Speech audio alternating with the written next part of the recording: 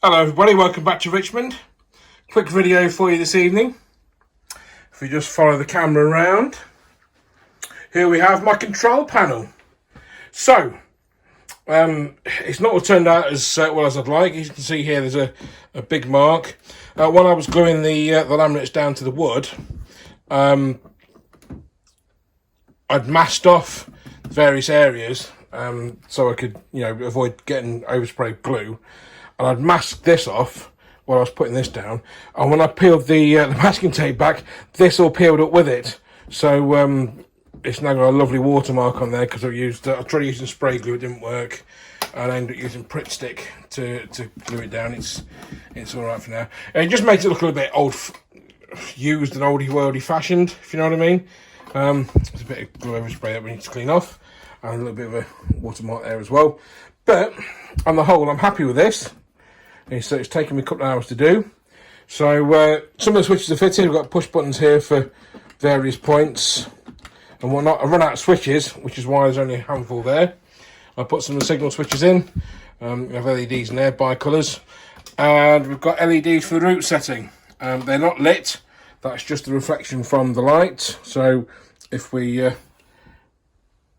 so it's just reflecting the light, the actual LED itself. But that will be for the route setting for the main routes. So as soon as that's connected up to power, then they'll be all lit up. So in a minute, there's nothing underneath. There's just the wires from the LEDs and nothing else. It's all bare.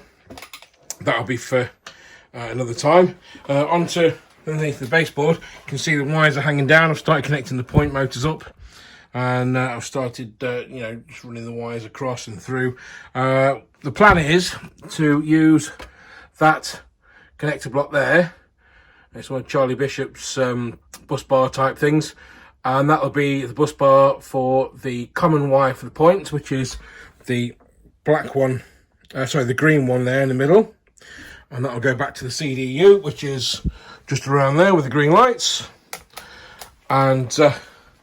all these points are operated in tandem, so these two, and those two over there.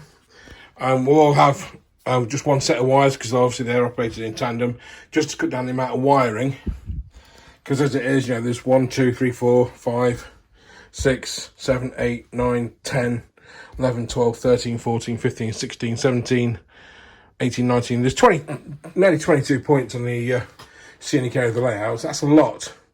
So we can combine it, and there's 1, 2, 3, 4, 5 sets of points that operate in tandem. So that's taking it down to about 15, 16 lots of wires, which isn't too bad. But there's nothing else been happening on the layout at the moment, apart from the DMU. I managed to get a later style bogie for the power car with an M pocket, so it now has a KD fitted. The KD's not long enough, it was the last one we had, so we'll fit a longer one next month if we've got any left.